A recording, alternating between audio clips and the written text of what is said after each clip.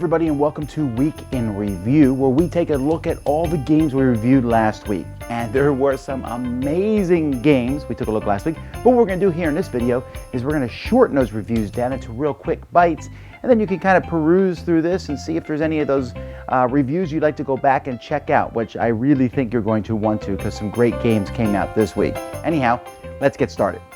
Hey everybody, Z Garcia here. Last week I reviewed several things, mostly games, but I also reviewed a Quiver gaming mat, go check that out, as well as the Geeknson Denis table that I'm currently sitting at, so please go check that out as well. As far as games go, I reviewed Heir to the Pharaoh, a two-player sort of simultaneous bidding game. It's a very attractive game, but there's quite a bit going on in it. Almost too many little rules happening in it. So I found it to be just okay. It's also a little bit repetitive from round to round. So I was hoping for it to be better, and I found it all right. I also reviewed Dastardly Dirigibles. This is a rummy-esque kind of card game in which you are building zeppelins, right? And you are, there's a little bit of take that. You are playing cards, forcing other players to play cards when they sometimes don't want to. I liked it. There's a little bit of downtime in it. A little bit more than I would want, so I would recommend playing it with maybe like 3, not the full complement. But a fun little card game, great artwork there as well. I reviewed a tiny little expansion for 5 tribes, the Thieves of Naqala. And this one adds just 6 or 7 cards to the whole game, adds a new concept, the Thieves. It's neat, nothing revolutionary, but it's a tiny little package. I think it'll retail for $5 or $6, something like that. So I would recommend you check that out, especially if you like the big box. I reviewed the Game of 49, which is a very fun bidding game in which you're trying to get 4 in a row, but you earn those spots by bidding on them. Real clean design. This is a good one for the family, I would say. Moves along pretty quickly, has a nice amount of tension. Check that out. And then lastly, I reviewed Covert, which is a spy-themed game. It's got some worker placement in there. It's got some code breaking. It's got some set collection. There's a good amount going on in this one too. I would also recommend this one with the lower playing counts, 2, 3 players, because there's going to be some downtime as well as you puzzle everything out. It's definitely a thinky game. You know, it'll be a ponderous experience. So, Covert, check that one out as well. And that is it for me. I will see you next week. Hey folks, welcome back to another week in review. This week I did 3 reviews, and then I also did Throat Punch Lunch. So we'll start there. Throat Punch Lunch, episode 3. Welcome back, y'all, is out on the airwaves and able for you to take a look at that. So 15 segments in just about 55 minutes. So we cram as much into that as we possibly can. So go check that out. Throat Punch Lunch, episode 3. And I was also able to do a review for this guy right here, the Pied Piper. It's from Yellow and their little what is it called? It's right here. The Tales in Games line. Comes in a box that looks like a book, and it is actually a pretty cool little take that programmable movement type of game.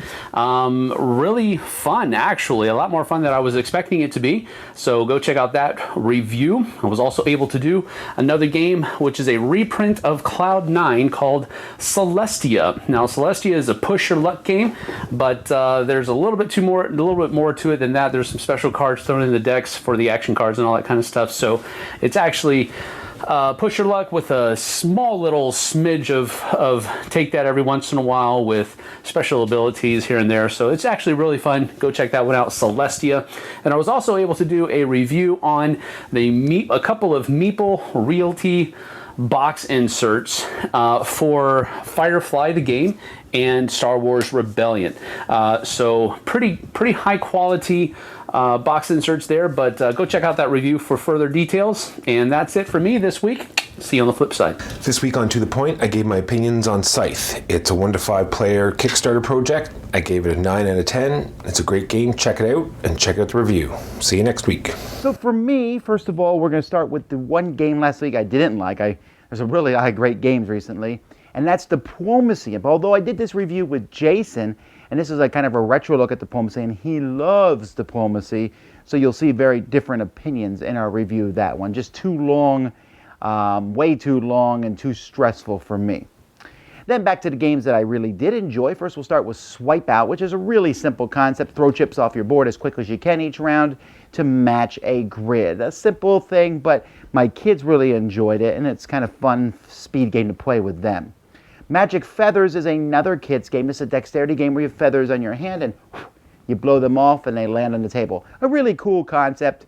Really kind of random because you don't have much control over where a feather lands, but it's something different than flicking chips for once.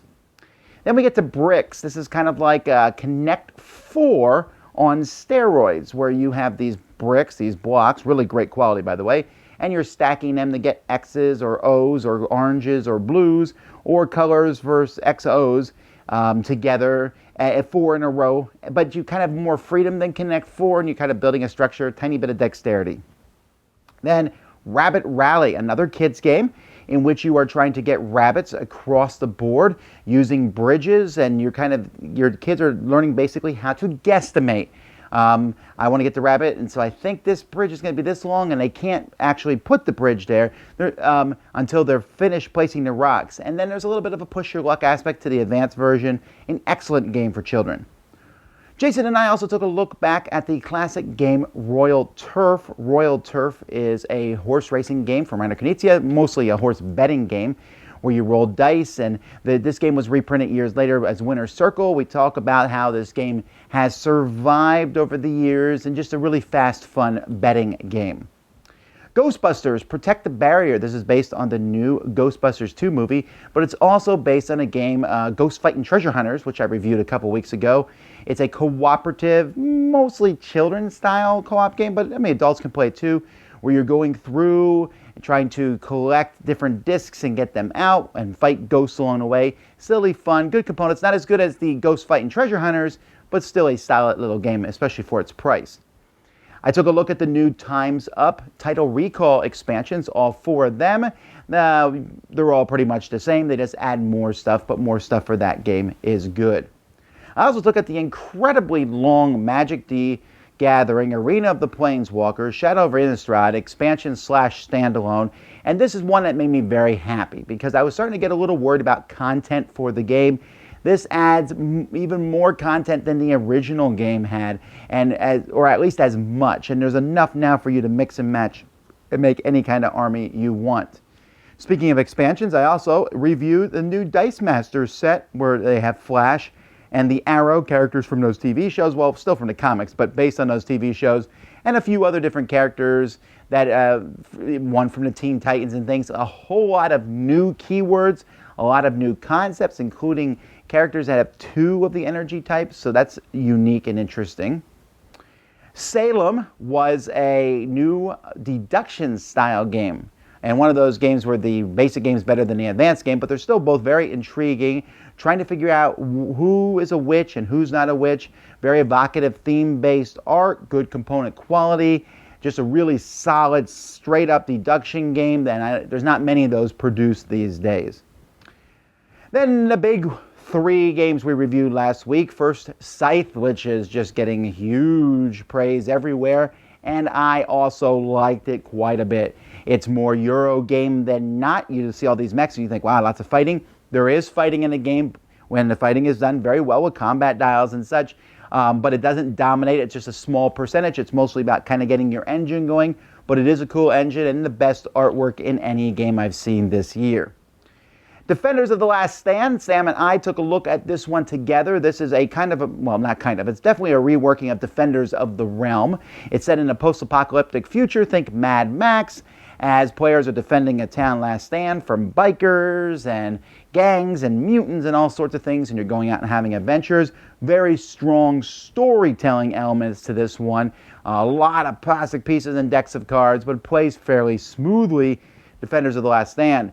And my favorite game from last week, and so far this year, my favorite game of the year is Cry Havoc. This is from Portal Games. And despite the cover not really looking like much, the game itself is amazing with 4 asymmetrical different factions you can play. Kind of a cool futuristic space theme where you're like trying to raid a planet, get the natural resource off this planet. An amazing battle system, great miniatures, some thinking, double thinking, very cool special powers that each of the factions have, and it plays very quickly. I really like this whole package. It's just fantastic. That's Cry Havoc. So those are the reviews that we did this week.